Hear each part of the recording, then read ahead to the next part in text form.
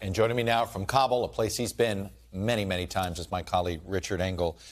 So, Richard, I know you've been seeing a lot of helicopters. We're seeing the evacuation, I guess, begin. What is the sentiment like right now on the streets of Kabul?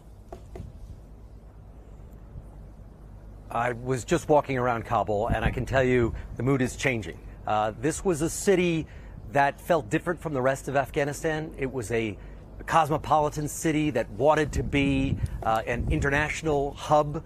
There was an optimism here, even in the worst days. Now there are a lot of hard stares, and people are preparing for the worst. They are thinking about where to move their families, and there are many people who don't know what to do because they work for the U.S. military. Not only translators, you have contractors, subcontractors, cleaners, security guards, and they don't know what they're supposed to do. And this city is preparing for a Taliban takeover. I was filming, and if you'll excuse, there's a lot of noise because there is a constant stream of helicopters. There was a beauty salon that we used to film at because it was a great place to see modern women, this new face of Kabul. And out front, on the glass front, they had a lot of pictures of women who had their hair done and their makeup done. They have now painted over all of that and torn down all of the posters because they know what the Taliban want, they know what the Taliban expect, and they know the Taliban are here. There is an increasing sense of lawlessness on the streets. It is intimidating. There has been some looting because you've seen a total collapse of the security forces down to local police officers. Some of them are changing out of their uniforms, wearing traditional dress. There have been looters pretending to be Taliban, just going up and ripping guns out of police officers' hands. So Afghans are worried about looting.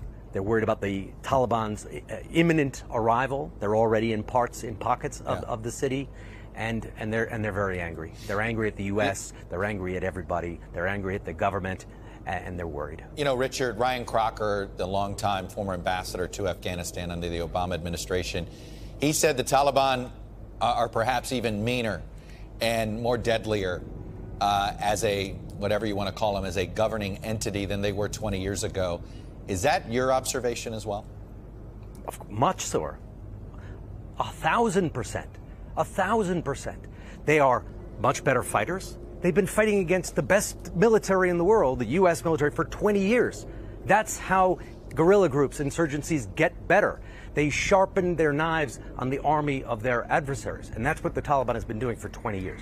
And they are victorious. They can use this as a recruiting tool. They are now the champions of the jihadi movement because they pushed out the United States. And they're going to be able to live on that for a long time and attract a lot of recruits. And will this country once again be a center of terrorism, a center of al-Qaeda?